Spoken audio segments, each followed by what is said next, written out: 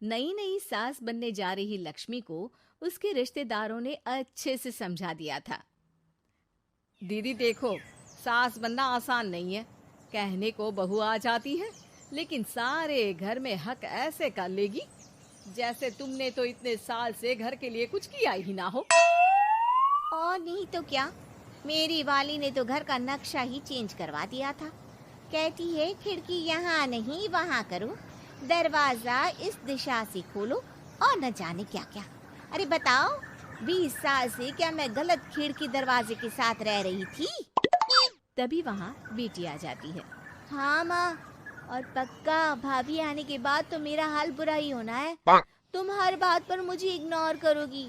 हे भगवान, इतना सब कुछ होता है बहू के आ जाने पर, मुझे तो पता ही नहीं था। अरे एक हमारा जमाना था। अरे हमारा जमाना तो भूल ही जाओ कि सास के हाथ में कमान होती थी और हम कठपुतली। जीवन भर कठपुतली ही रहना है, पहले सास की और अब बहू की। खैर, मुर्गे की अम्मा कब तक खैर मनाती।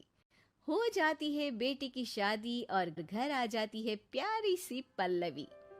माँ जी चाय लीजिए। सास जो कि पहले से डरी हुई थी, हाँ लाओ लाओ। लेकिन चाय पीते ही थू, अरे इसमें किरकिरा सा क्या है? चाय में चीनी तो है ही नहीं। माँ जी वो ये बता रहे थे कि आपको शुगर की बीमारी है, तो मैंने चीनी की जगह गुड़ का पाउडर डाला है, वो शुगर के लिए ठीक रहेगा। सास गुस्से से लाल हो जाती है। अरे नहीं नहीं, मैंने जीवन भर चीनी की ही चाय पी है, तो मैं तो चीनी वाली ही चाय पीऊंगी। तुम आई और मैं नियम बदल दूं? ऐसी सास नहीं हूं मैं, समझी? पल्लवी को समझ में नहीं आता कि सास को हो क्या गया है। अरे माँ जी हुआ क्या है, आप तो भड़क गई। तभी वहाँ ननद आ जाती है। तो आप काम ही ऐसा कर रही हैं ना भाभी? अरे भाई मैंने क्या किया? शुगर के पेशेंट को चीनी नहीं पीनी चाहिए, तो मैंने चाय में चीनी नहीं डाली। इसमें मुझे तो नहीं लगता कि मैंने कुछ गलत किया। भाभी पहली बात ये कि जबान चलाने की जरूरत नहीं है, क्योंकि हम लोगों को भी बोलना आता है। बाकी आपका क्या मतलब है कि हम लोग माँ का ख्याल नहीं रखते हैं? आपको ही सारी साइंस की नॉलेज है। पल्लवी समझ जाती है कि इन लोगों के दिमाग में बहू को लेकर धारणा गलत ही है, इसलिए वो बिना कुछ बोले वहां से चली जाती है।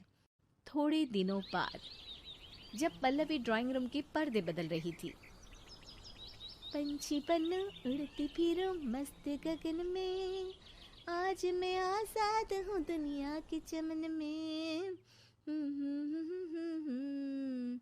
वाह जी वाह, आजाद होना तो अच्छी बात है, लेकिन हम लोग भी गुलाम नहीं है। ये पर्दे किससे पूछकर बदले जा रहे हैं, जरा बताओगी? अरे सासू माँ, जब से आई हूँ सोच रही थी कि पर्दे ठीक नहीं है। पता है, पर्दे इतने हल्के हैं कि दिन में बाहर से पूरा घर दिखता है। लोग झांकते हुए रास्ते से निकलते हैं, ये मुझे अच्छा नहीं लगता है। अरे वाह जी वाह, 5 साल से तो ये पर्दा लगा है, तब तो लोगों ने झांका नहीं। आज तुम आई हो तो लोग घर में झांकने लग गए, क्यों? अरे भाभी, आपको ये तो नहीं लगता कि आप हीरोइन जैसी दिखती हो, या इतनी सुंदर हो कि लोग आपको झांक झांक कर देखते रहें? मैं भी रहती हूँ इस घर में, लेकिन मजाल है। पल्लवी सर पर हाथ रख लेती है, पर्दे लगाकर पुराने पर्दों को हटा देती है और निकल जाती है। देखा माँ, इसे कहते हैं मन मर्जी। आपने मना किया, फिर भी भाभी ने पर्दे हटा ही दिए। ठीक है बेटा, शुक्र करना पर्दे ही हटाए हैं। अरे कहीं किसी दिन ये हमें ही ना हटा दे। ऐसे कैसे हटा देंगी, हम क्या पर्दे हैं? दिन बीतते हैं और एक दिन सास और ननद वॉक पर निकली होती है कि पड़ोसन। क्या बात है, आजकल तो आप लोगों की कोई खोज खबर ही नहीं है। तरस गए हम लोग तो। अरे नहीं नहीं, बस घर पर ही रहते हैं पहले जैसे। पहले भी तो इतनी ही खोज खबर थी ना। अरे नहीं नहीं, पहले की बात और थी। और बताओ बेटा, बॉयफ्रेंड से चक्कर चल रहा है कि खत्म हो गया? पहले तो पर्दे से दिख जाता था कैसे तुम सारा दिन टेलीफोन पर लगी रहती थी, कभी शर्माती कभी रोती। अब तो पर्दे भी मोटे लगा लिए तो कुछ ठीक से दिखाई भी नहीं देता। हाँ? नहीं, मतलब कोई ना, होता है इस उम्र में। और बताओ बहन जी, बेचारी बहू से तो पहले रोज तानेबाजी होती थी आपकी, रोज देखती थी कैसे उस पर आप दोनों मिलकर बरसा करती थी। अब ठीक है ना वो? चल बेटा, ये औरत तो पागल हो गई है। अरे पागल नहीं, आदत हो गई थी। जब मन उबा तो आपकी खिड़की से झांक लिया करती थी, अब कुछ दिखाई नहीं देता तो। सास और ननद घर आती हैं, जहां बहू पर्दों को बदलने के लिए खड़ी होती है। अरे ये क्या कर रही हो?